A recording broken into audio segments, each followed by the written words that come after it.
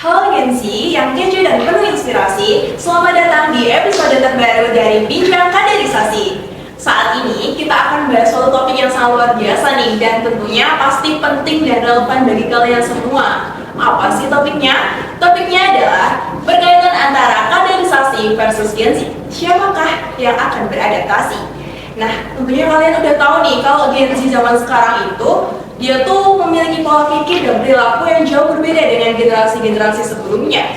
Nah, pertanyaannya, apakah Gen Z saat ini akan beradaptasi dengan kaderisasi?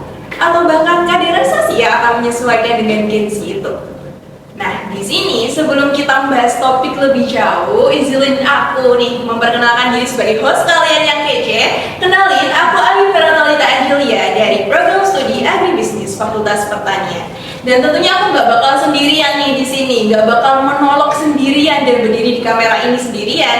Aku ditemani oleh dua narasumber kita yang sangat inspiratif dan juga ganteng-ganteng dan keren banget nih. Mungkin untuk dua narasumber kita bisa memperkenalkan diri, dimulai dari yang paling ganteng dulu deh, yang sebelah kanan aku. Untuk kakaknya dipersilakan. Oke, perkenalkan, nama aku Emrisi Sentrawan, aku biasa dipanggil Sinda. Di sini aku dari Ketua Komisi Legislasi Dewan Legislatif Mahasiswa Universitas Airlangga. Wah, keren banget kan teman-teman, sangat inspiratif. Selain ganteng, keren, ternyata Kak Rizky ini juga sebagai Ketua Komisi Legislasi loh di DLM dari Fakultas Unai. Nah, selain itu, selain ada yang di sebelah kanan nih, kita beralih ke sebelah kiri yang gak kalah keren juga. Untuk kakaknya dipersilakan. Ya, baik, perkenalkan, nama saya Rama Sandi selaku Presiden Badan Eksekutif Mahasiswa Fakultas Pertanian. Deh, lengkap juga nih semua narasumber kita, benar-benar sangat cakep, ganteng, keren, dan juga melalang buana banget ya di keorganisasian. Nah, mungkin aku tanya-tanya dulu nih, gimana kabar harinya hari ini dan juga kondisinya dan kabarnya hari ini? Alhamdulillah. Alhamdulillah baik ya. Mungkin supaya nggak lama-lama ya, kita bisa langsung aja ke topiknya secara langsung. Seperti yang aku jabarin tadi, yaitu mengenai Gen Z versus kaderisasi. Siapakah yang akan beradaptasi? Nah, di sini berdasarkan pengalaman dari Kak Rizky dan juga Kak Rama yang sudah melalang buana dan berbagai pengalaman di dunia Ormawa, seberapa penting sih kontribusi dari Gen Z itu sendiri dalam sebuah organisasi? Karena banyak banget nih anak-anak zaman sekarang yang mereka berpikir emang organisasi itu sepenting itu kan? Jadi mungkin pendapatnya bisa dimulai dari Kak dulu deh. Baik, mungkin ini seputar pengalamanku ya. Pengalamanku, kita bicara tentang organisasi, kita bicara organisasi itu kadang ada organisasi tradisional, ada organisasi modern yang dimana tradisional ini kan masih statis. Terus untuk dari segi hierarkinya itu sangat hierarki sekali. Tapi kita berputar kepada organisasi modern itu berkebalikan, dimana organisasi ini dinamis dan organisasi ini dibikin fleksibel menurut pemandanganku. Dan dirasa kalau semisal kita bicara tentang organisasi, dulu itu masih minim sekali terkait media sosial. Tapi dan kita bicara Gen Z yang dimana kita banyak menggunakan media sosial, kita banyak tidak bisa lepas dari gadget. Dirasa organisasi ini juga harus mengikuti adanya Gen Z, menurutku. Kenapa? Karena dalam organisasi itu kan ada sumber daya manusianya. Sumber daya manusianya pun dirasa setiap zaman ini kan berbeda-beda. Ya. Dulu orang-orang itu lebih suka face to face, langsung. Tapi sekarang apa-apa media sosial. Berarti kan sekarang organisasinya yang harus mengikuti kemajuan zaman. Gitu. Terus untuk seperti apa organisasi ini berjalan, dirasa sekarang kalau semisal kita berbicara tentang rapat ya, ada divisi PDD ya sekarang ya. Divisi PDD itu biasanya pasti yang ditanyakan adalah live reportnya mana, after reportnya mana, after movie-nya mana, kan biasanya kayak gitu. Tapi berbeda dulu mungkin untuk publikasi itu hanya sekedar formalitas saja. Formalitas dalam bentuk apa? Hanya sebagai arsip biasanya, untuk mengenang kenangan aja. Tapi kalau sekarang kita sudah modern, jadi bukan hanya bentuk arsip, tetapi juga dipublikasikan. Dan hal-hal tersebut justru membuat organnya itu sendiri menjadi eksis sekarang. Karena kita tidak menutup kemungkinan Gen Z ini lebih suka hal-hal yang dipublikasikan daripada hanya seputar dia mempublikasi dan disimpan di HP-nya aja. Dan dirasa kalau semisal hal positif itu alangkah baiknya memang dipublikasikan supaya dari organnya sendiri bisa dikenal sama khalayak umum itu organisasi yang baik gitu menurutku. Dari Kak Rama sendiri, untuk organisasi ini memang ada yang modern dan tradisional ya Kak. Dan penting bagi organisasi saat ini untuk mengikuti dari perkembangan Gen Z itu sendiri, mulai dari dokumentasi dan lain sebagainya, karena memang karakter dari Gen Z sekarang itu lebih tertarik dengan yang namanya foto-foto dan juga berbagai dokumentasi yang menarik. Kalau dari Kak Rizky sendiri nih gimana? Kalau misalnya kita berbicara Gen Z, itu sebetulnya kita lebih berbicara kepada diri kita sendiri ya sebetulnya. Kita nggak bisa terlepas soal itu, karena kita nggak bisa memungkiri kalau kita juga Gen Z. Alhasil di situ kita akan coba berbicara secara dua sisi ya. Dari diri kita sendiri itu sekiranya maunya seperti apa di organisasi, dan melihat kawan-kawan kita. Kawan-kawan kita itu maunya seperti apa. Nah, kalau misal kita melihat secara umum, Gen Z itu seperti apa, kepribadian suatu generasi itu kan ditentukan oleh keadaan alamiah yang terjadi pada saat itu. Seperti halnya kata Mas Rama, bahwa kita terbiasa dengan teknologi, kita terbiasa dengan media sosial, itu yang membuat dan membentuk kepribadian kita. Nah, di situ kita bisa nilai, artinya kalau misal kita terbiasa dengan teknologi, kita terbiasa dengan media sosial, artinya kita terbiasa hidup di dua dunia. Dunia yang kita biasa sebut sebagai media sosial dan dunia nyata. Nah, kita di situ dapat menilai juga, otomatis kita terbiasa untuk bagaimana kita berpikir bahwa kita supaya eksis. Entah di dunia nyata ataupun di dunia media sosial. Kita terbiasa untuk berpikir kayak gitu. Makanya ada juga tuh Gen Z yang memang kalau kata zaman sekarang ya, haus validasi misalnya, dalam tanda kutip ya. Nah, itu Gen Z yang memang terlalu jauh dia hidup di media sosialnya. Nah, contohnya seperti itu. Jadi kalau misalnya bicara organisasikah yang mengikuti Gen Z atau Gen Z yang mengikuti organisasi, aku rasa itu akan berjalan beriringan. Karena kita tidak bisa memungkiri bahwa organisasi itu yang menjalankan juga Gen Z. Jadi kalau pertanyaannya organisasi yang mengikuti atau Gen Z yang mengikuti, justru aku rasa pertanyaannya malah apakah Gen Z harus mengikuti organisasi lama? Itu pertanyaan dasarnya kalau menurutku ya. Karena kalau misalnya kita bicara organisasi lama, tentu jauh berbeda. Kekakuan itu masih ada, senioritas masih ada, terus hal yang sifatnya hierarkis itu masih ada. Hal-hal seperti itu kan identik dengan organisasi lama. Dan aku rasa di organisasi sekarang itu perlahan mulai hilang karena yang memang menjalankan kan Gen Z sendiri. Kalau dari Kak Rizky mungkin mendapatkan dan juga mengungkapkan bahwasanya Gen Z ini memang harus mengeksplor lebih lanjut ya mengenai keorganisasian, karena nantinya juga ada organisasi yang mungkin masih dihierarki dan lain sebagainya. Namun di sini beberapa pandangan dari mahasiswa ataupun Gen Z sekarang itu beranggapan bahwa organisasi itu menjadi begitu. Masih jarang organisasi yang bersifat modern. Mereka itu terlalu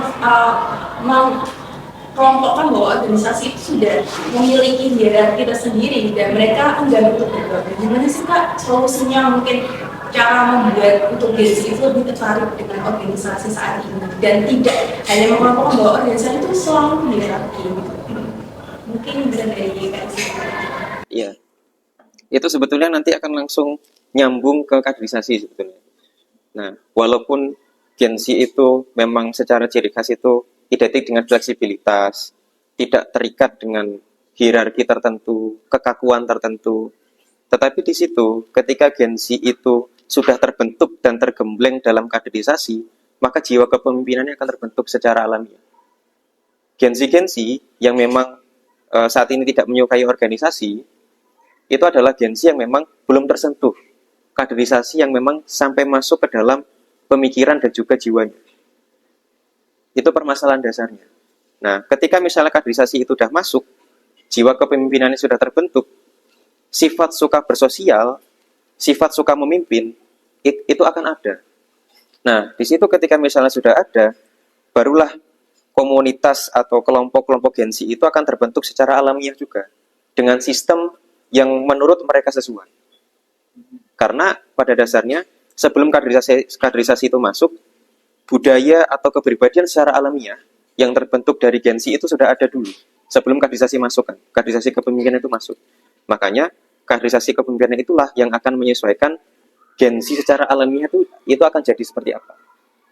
Nah, itu aku rasa ya. Jadi ketika kaderisasi itu dibentuk secara baik dengan sistem yang memang egaliter ya, aku rasa, karena Gen Z kan memang suka ya sifat-sifat yang sifatnya egaliter dan setara.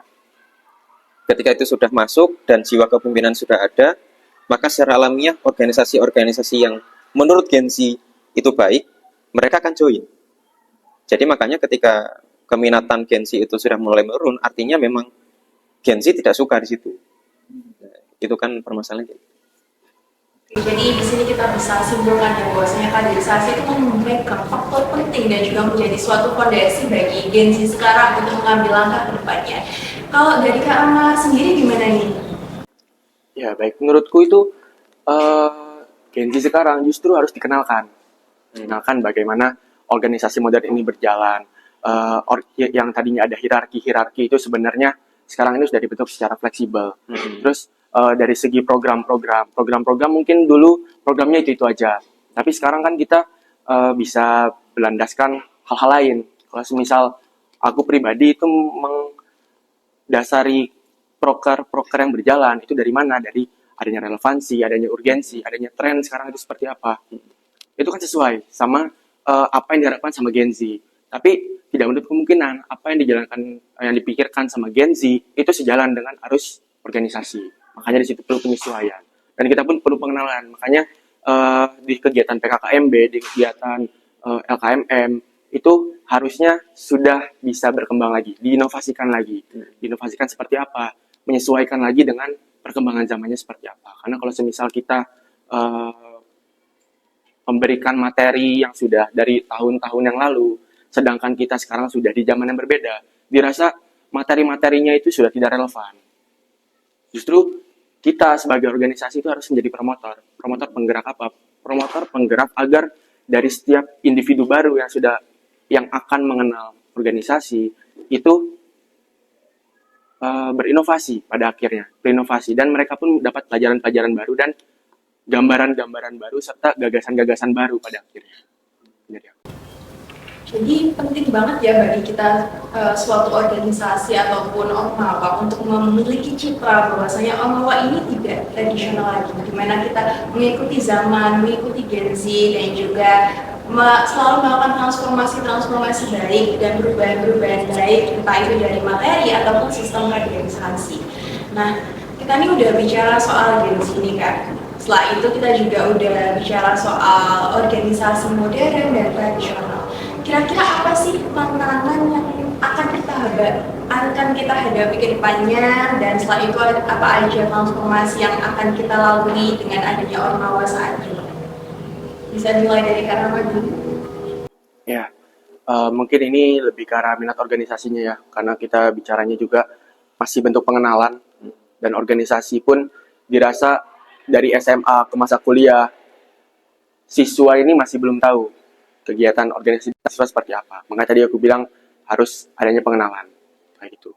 Dan untuk kaderisasi ini berjalan, seperti yang tadi aku bilang, memang pengenalan terkait organisasi ini berjalan, program-program apa yang dijalankan sama organisasi itu seperti apa, itu memang harus secara mendasar itu mereka harus paham. Dan organisasi ini dirasa banyak dibilang organisasi ini kuno, organisasi ini masih gitu-gitu aja. Dirasa pikiran-pikiran seperti itu harus dihilangkan. Karena Gen Z yang dibilang serba instan, itu kurasa juga harus tetap, karena program itu tidak bisa semuanya instan. Karena seluruhnya itu harus ada esensinya, juga harus ada latar belakangnya itu apa. Dan nggak bisa, misal kita mau bikin suatu program, oke, PKKMB ini esensinya apa? Pengenalannya seperti apa? Kan kayak gitu. Nggak bisa kita cuma bilang, oke, kita mau ngadain PKKMB, nanti langsung berjalan aja ya. Kan nggak bisa gitu. Sedangkan Gen Z ini dirasa pengennya itu instan. Besok mau kegiatan apa? Misal kegiatan PKKMB. Oh ya udah, diatur ya. Hmm. Hal-hal kayak gitu kan sebenarnya nggak bisa dibikin kayak gitu. Dan banyak Gen Z ini selalu menggampangkan, semisal ada suatu program ditanya kendalanya aman apa enggak, pasti bilangnya itu aman. Padahal kan di luar hal aman itu masih banyak tuh kendala-kendala di belakang yang ditutup-tutupi. Kurasa hal-hal seperti itu harus segera dihilangkan. Karena kita bicara organisasi, kita bicara internal, hal-hal yang menjadi masalah itu harusnya diselesaikan, bukan ditutup-tutupi. Terima kasih. Aku sangat-sangat tertarik sih dengan yang dikatakan oleh Mas Rama tadi. Gen Z itu serba instan, maunya tuh cepat, semuanya maunya udah tiba-tiba selesai. Kalau ada apa-apa selalu ditutupin.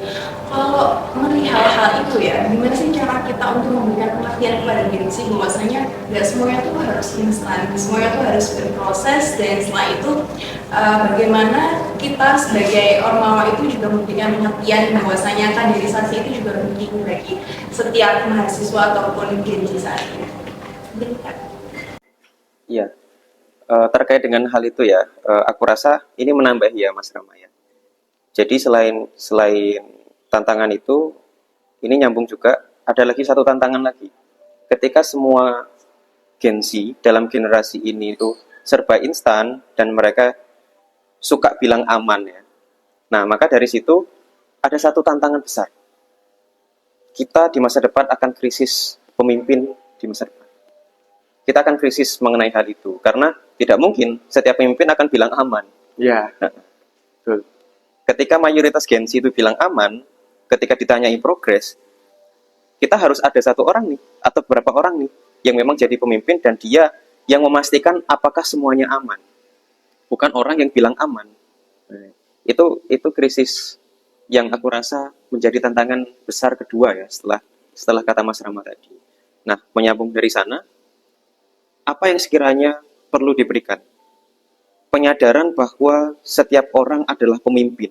Setiap orang itu layak menjadi pemimpin dan setiap orang harus menjadi pemimpin. Itu aku rasa perlu disadarkan ya kepada setiap Gen Z, sehingga mereka tidak hanya berada dalam situasi yang fleksibel, situasi yang tanpa terorganisir, situasi yang serba instan. Ketika misalnya Gen Z itu sudah merasa bahwa setiap dari mereka adalah pemimpin, nah dalam situasi itulah Gen Z akan mulai sadar bahwa mereka harus belajar. Entah dalam kaderisasi, entah dalam program kerja, entah dalam kebiasaan-kebiasaan lain dalam organisasi. Nah, melalui kesadaran itulah, nanti setiap Gen Z akan berpikir, oh ternyata suatu saat aku akan dibutuhkan, menjadi pucuk pimpinan misalnya. Itu tantangan ketika misal kita melihat lapangan sekarang, ada banyak organisasi mahasiswa yang krisis calon ketua BEM misalnya. Ada banyak sekali. Ada krisis calon-calon anggota BLM misalnya. Ada banyak sekali. Nah, itulah karena kurangnya kesadaran itulah yang aku rasa perlu ditingkatkan di sisi ini. Gitu. Oke, jadi kita udah tahu nih tantangan-tantangan yang kita hadapi sejauh ini dari Gen Z ataupun dari organisasi itu sendiri. Mulai dari banyaknya Gen Z yang serba instan, maunya ini harus kesulitan, itu harus kesulitan, semua serba selalu dibilang aman. Dan dari KDSI itu sendiri menyatakan bahwasanya memang dari setiap individu perlu ditanamkan bahwasanya mereka merupakan seorang pemimpin, mereka memiliki jiwa leadership yang baik. Nah di sini balik lagi sih ya Kak, menurut aku itu dari kaderisasi ya, jiwa leadership bisa ditanamkan dari kaderisasi. Kalau dari kakak sekalian, gimana sih kaderisasi yang baik itu bagi Gen Z zaman sekarang bisa dinyatakan dari KDSI? Ya, kalau kaderisasi yang baik, sebetulnya kan gini, kaderisasi itu kan bukan hanya diklat ya sebetulnya. Tapi kalau pemaknaan secara sempit, kaderisasi ya diklat. Cuman kalau secara luas, ada kaderisasi diklat, ada kaderisasi yang memang dijalankan selama masa organisasi itu berjalan. Jadi selama masa organisasi itu berjalan kan itu termasuk kaderisasi membentuk orang. Nah, tapi kalau kita bicara secara sempit, kaderisasi dalam arti diklat, aku rasa sekarang sudah tidak relevan ya. Misalnya kaderisasi yang hanya ceramah, yang sifatnya klasikal seperti itu, Gen Z pasti akan mengantuk. Ya, pasti akan mengantuk. Dan ketika ditanyai materinya apa, mereka mungkin akan bilang aman, aku paham. Tetapi ketika mereka ditanyai detailnya, mereka tidak tahu. Ya. Nah, itu masalah lagi ya. Artinya di situ metodenya harus disesuaikan. Masuknya materi kepada Gensi itu seperti apa? Kalau sekarang itu Gensi kan memang suka yang serba instan. Memang praktiknya seperti apa? Ya, sekarang memang sudah diciptakan ada namanya PBL. Project Based Learning misalnya. Jadi selain materi mungkin materi 20%, PBL 80%. Nah, hal-hal seperti itu yang aku rasa lebih masuk kepada Gensi. Mungkin secara teoretik tidak akan masuk, tetapi secara pemahaman harusnya mereka masuk. Karena ada praktiknya itu sendiri. Terus kedua, ketika kita bicara diklat yang marah-marah, aku rasa sekarang malah sangat tidak relevan. Karena ya walaupun diklat marah-marah itu akan membentuk jiwa mental baja ya, itu aku rasa sangat berpengaruh ya terhadap jiwa kita dalam menghadapi masalah, decision makingnya seperti apa, itu sangat berpengaruh, marah-marah itu ketika diklat. Karena dulu aku juga merasakan dari SD sampai SMA dulu aku pramuka, pengurus dewannya pramuka. Jadi setiap jenjang itu pasti aku merasakan dimarah-marahi dan marah-marah sendiri. Itu aku merasakan dan impact-nya memang se-wow itu. Hanya saja kita tidak bisa melihat output-nya saja.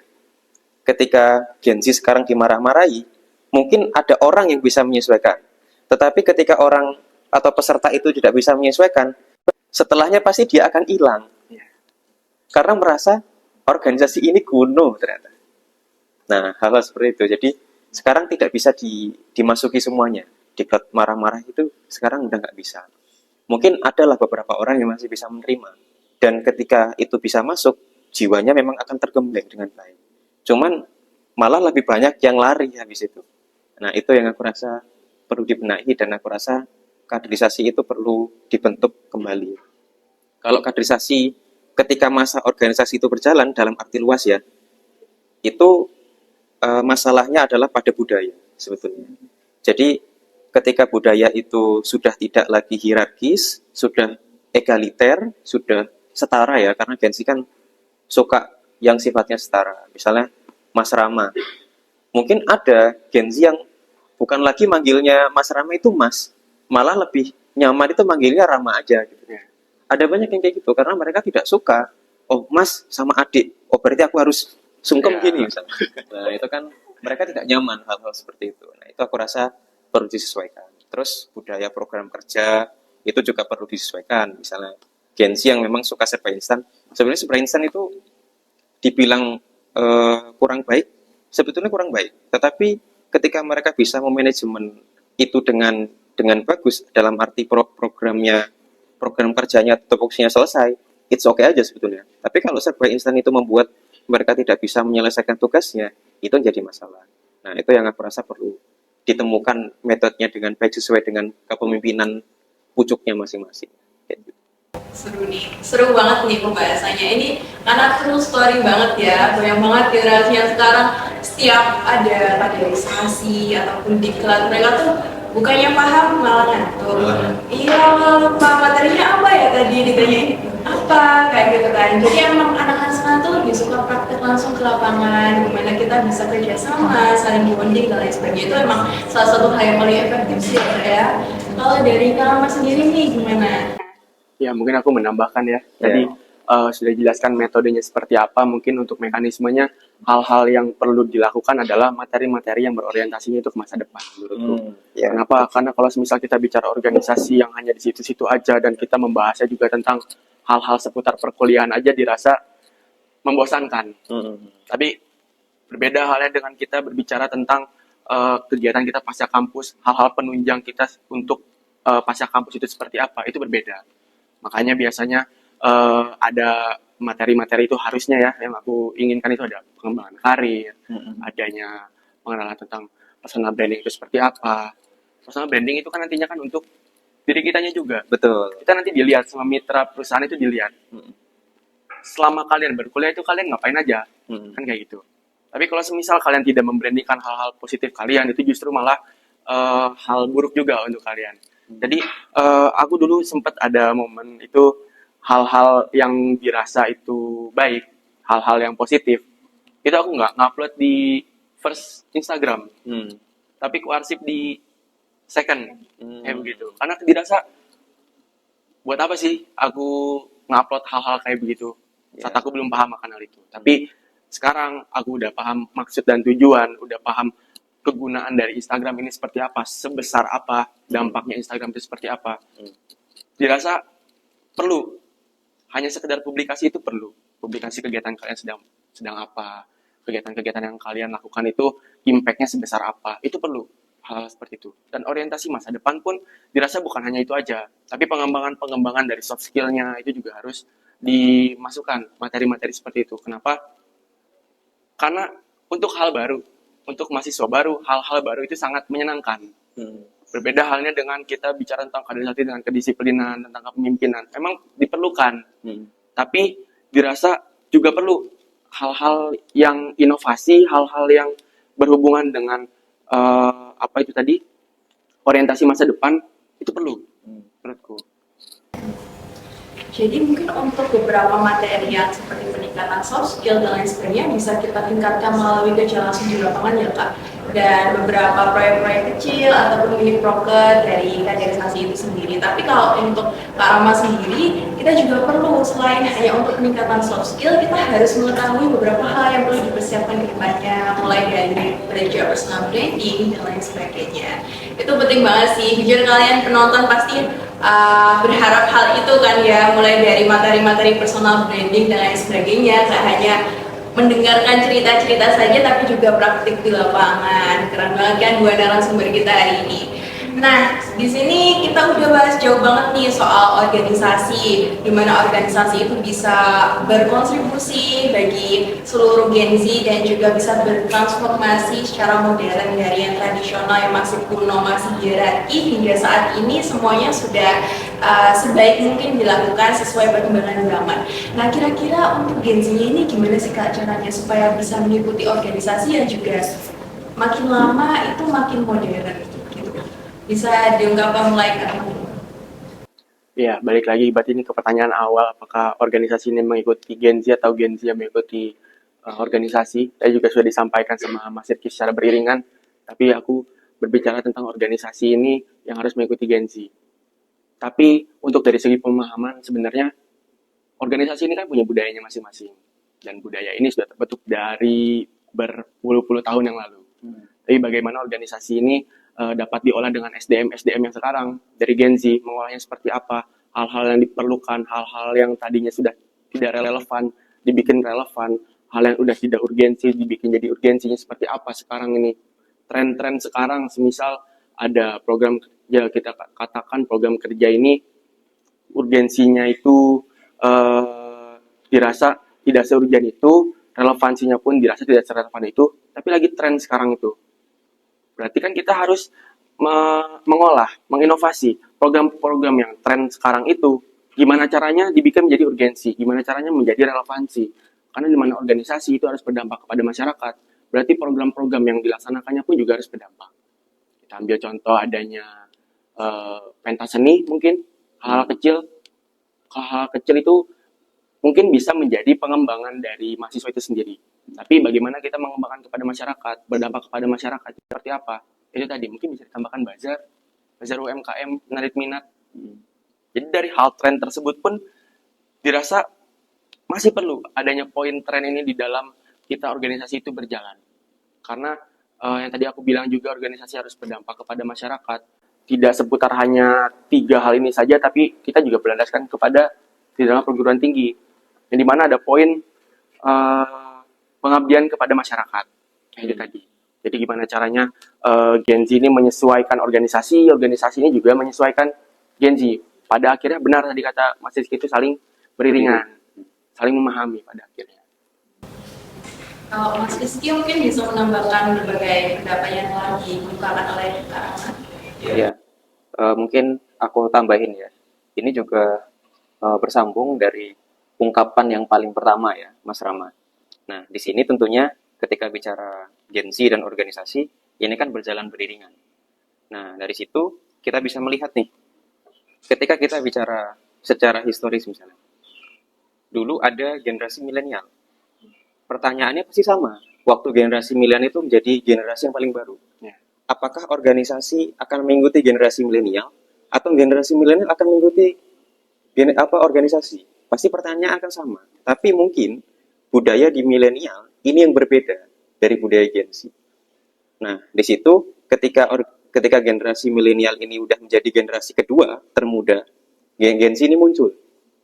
Gen Z ini muncul, artinya organisasi di zaman generasi milenial yang sudah tersesuaikan dan berjalan beriringan ini menjadi kuno. Ini menjadi kuno. Nah, di situ artinya case-nya sama. Bagaimana caranya supaya organisasi dan Gen Z ini berjalan beriringan. Dan secara kontra, organisasi di zaman milenial ini menjadi organisasi yang memang dianggap kuno. Atau bahkan generasi sebelum milenial lagi. Artinya di situ titik poinnya di mana? Benar kata Mas Rama bahwa organisasi itu kan memang sudah terbentuk berpuluh-puluh tahun. Budayanya sudah terbentuk kan memang berpuluh-puluh tahun. Tetapi setiap generasi harus menyesuaikan dengan budayanya masing-masing. Nah, bagaimana cara supaya bisa masuk ke dalam budayanya itu? Adalah caranya keterikatan antar generasi inilah yang aku rasa perlu disesuaikan lagi. Ini sebagai tambahan metode budaya dalam organisasi ya. Karena kita bisa melihat misalnya, ada juga organisasi yang sampai per hari ini, alumni angkatan 15, angkatan 2010, angkatan 2005, itu masih turun ke kaderisasi. Ada yang seperti itu. Walaupun kalau kita misalnya bicara, ya sebetulnya generasinya berbeda. Nah, inilah yang aku rasa, ketika dibilang menjadi hambatan, aku rasa mungkin tidak, mungkin iya. Tetapi di situ kita harus bisa memahami bahwa ada perbedaan generasi dan ada perbedaan budaya di sini. Dan aku rasa tidak bisa semua orang di zaman sekarang itu bisa menerima budaya di masa lalu. Mungkin benar, pelajaran-pelajaran di masa lalu, di angkatan 2005, angkatan 2010, itu bisa dijadikan evaluasi. Tetapi secara teknis dan mekanisme pelaksanaan program kerja dan budaya, aku rasa itu menjadi fleksibilitas dan menjadi kekuatan ataupun tumpuan yang harusnya dipunyai oleh Gen Z itu sendiri, Gen Z itu sendiri. Itu poinnya. Jadi pelepasan antar generasi ini yang aku rasa perlu diperhatikan dan perlu dijadikan evaluasi kita bersama bagaimana organisasi setiap generasi itu masih bisa berjalan. Jadi untuk organisasi, kaderisasi, Gen Z kita udah bahas luas banget nih. Nah sekarang aku pengen lebih pendekatan lagi sama kakaknya sekalian, sama masing-masingnya sekalian. Kalau Mas Rizky kan dari Ketua Legislatif DLM Visip Unair. Untuk Kak Rama sendiri dari tes BEM Fakultas Pertanian, nah kira-kira bisa diceritain nggak pengalamannya ataupun gimana sih selama bergabung sebagai orang-orang itu sendiri? Bisa dimulai dari Ya, ini mungkin nanti saling melengkapi ya Mas Rama ya, karena Mas Rama dari eksekutif, aku dari legislatif. Kalau di legislatif sendiri, karena kebetulan DLM Unair itu lembaga legislatif, aku rasa perbedaan dasarnya dengan eksekutif adalah pada intensitas kerja yang pastinya berbeda. Kalau intensitas kerja di DLM, aku rasa akan lebih banyak kita melakukan persidangan, kita melakukan jaring aspirasi, kita melakukan pengawasan terhadap program kerja.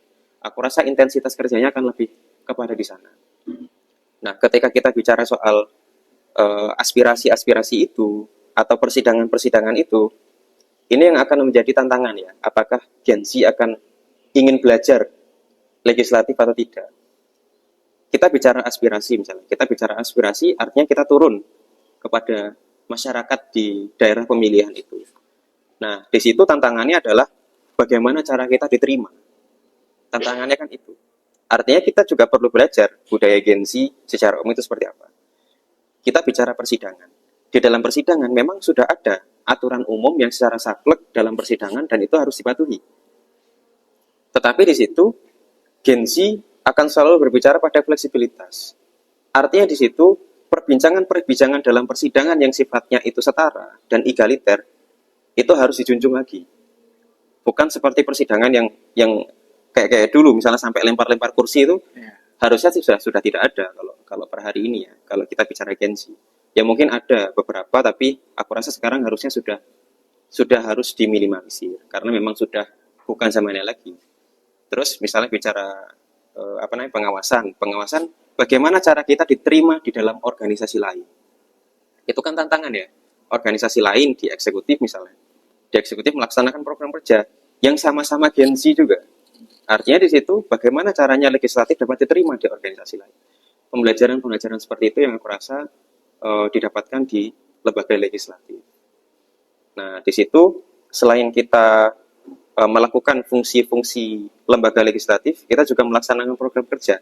Dan aku rasa nanti akan lebih komprehensif disampaikan oleh Mas Rama.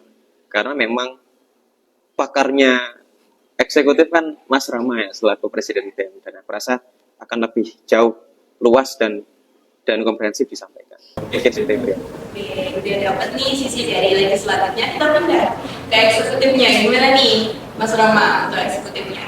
Ya, kalau dari segi eksekutif ya, aku di eksekutif ini udah berjalan di 3 periode, dulu di UNIF dan di fakultas ini 2 kali. Aku rasa dari segi eksekutif benar dengan program kerja ini dan kita yang memang turun langsung ke lapang, ke masyarakat. Ini kita juga bukan hanya dari segi program kerjanya yang diminati, tapi masyarakat ini juga minat gak nih sama program kerja kita.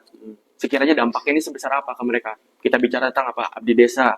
Abdi desa ini seberapa berdampak sih sama masyarakat. Misal kita di masyarakat pun di sana kita bicara desa kan masih minim sekali tentang digitalisasi.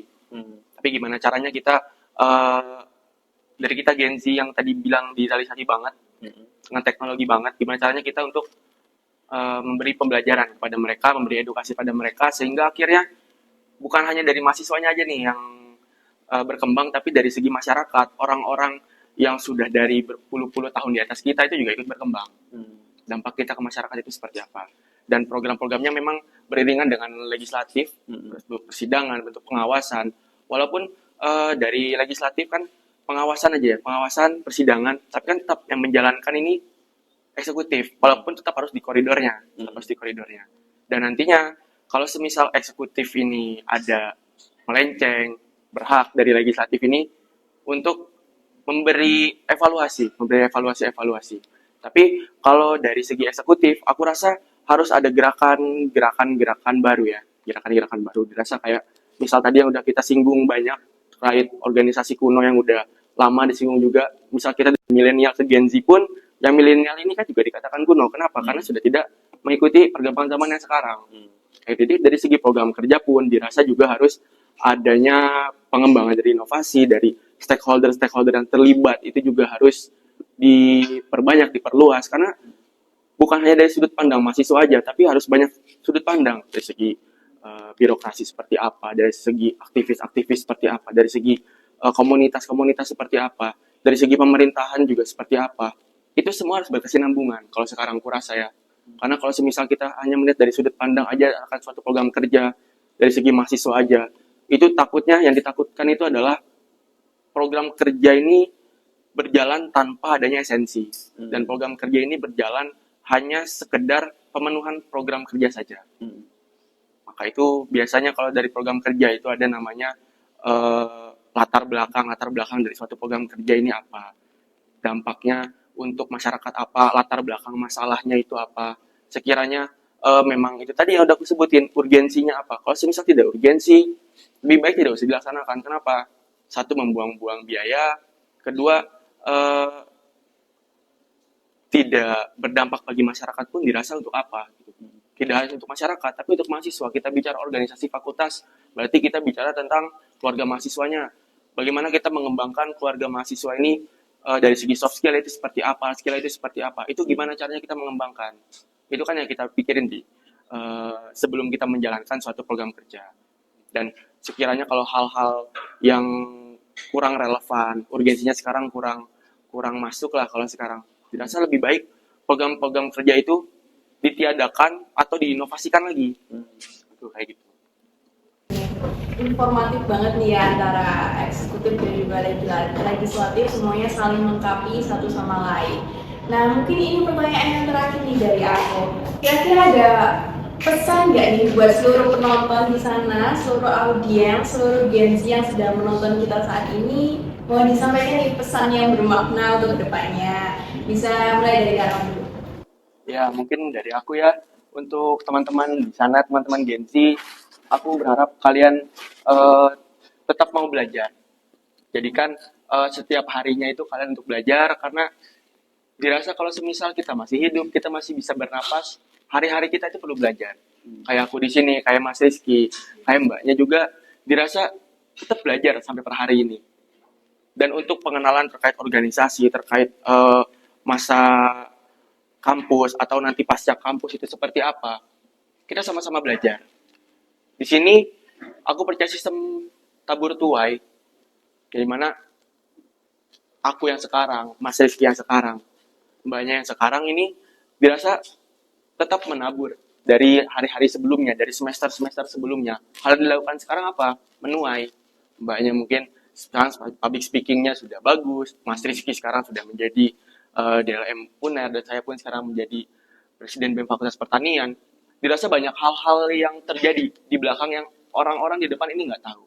Dari situ kan kita belajar. Tidak semuanya hal-hal yang kalian lihat sekarang itu instan. Pasti prosesnya itu banyak, keluh kesahnya banyak, suka dukanya banyak. Itu hal-hal yang banyak orang tidak tahu di belakang layar itu seperti apa.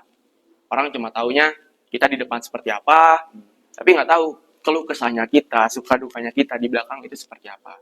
Mungkin dari teman-teman Gen Z, aku berharap sama-sama belajar, sama-sama mengerti kondisi orang itu seperti apa. Kok bisa ya orang ini bisa sampai di titik ini itu seperti apa. Jadi yang dipertanyakan bukan dia bisa jadi sekarang, tapi gimana sih cara dia jadi sekarang itu seperti apa. Jadi ini bener banget ya, aku juga setuju banget buat para penonton dan semua audiens. Kalian harus tahu bahwa setiap orang itu pasti berproses, semua orang pasti berproses menjadi lebih baik. Dan juga ketika semua individu diharapkan bisa menjadi gelas kosong ya Kak, dimanapun dia berada selalu terisi dengan ilmu baru dan selalu belajar. Itu pesan dari Kak Rama. Sedangkan dari Mas Rizky, gimana nih pesannya buat Gen Z sekarang yang sedang menonton? Ya, untuk Gen Z yang pada saat ini ya, ada satu ungkapan yang memang harus tertanam di setiap diri masing-masing, yakni setiap dari kalian adalah seorang pemimpin. Dari situ, pemimpin bukan berarti kalian harus menjadi ketua organisasi. Pemimpin artinya bukan setiap dari kalian harus menjadi ketua kelompok-kelompok besar ataupun kelompok-kelompok kecil. Pemimpin untuk diri sendiri itu juga adalah seorang pemimpin. Dalam arti, bagaimana cara teman-teman memanajemen waktu, bagaimana cara teman-teman memanajemen sebuah tim kecil misalnya, atau bagaimana cara teman-teman memanajemen kegiatan-kegiatan keseharian. Itu memerlukan jiwa kepemimpinan yang baik. Nah, dari situ, ketika Gen Z per hari ini secara mayoritas berbicara bahwa aku harus fleksibel, aku harus setara, dan aku suka yang serba cepat dan instan misalnya. Betul kata Mas Rama bahwa setiap kita harus berproses. Setiap dari perjalanan itu memiliki suka dukanya masing-masing.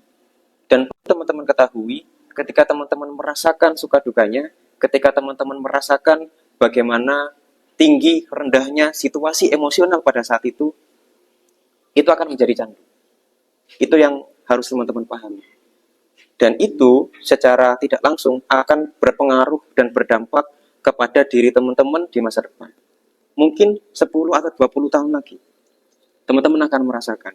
Karena per hari ini misalnya, aku dulu sudah aktif di organisasi sejak SD. Sejak SD, SMP, SMA, selalu aktif organisasi. Nah, dari situ aku merasakan betul bagaimana manfaatnya organisasi-organisasi itu per kuliah saat ini.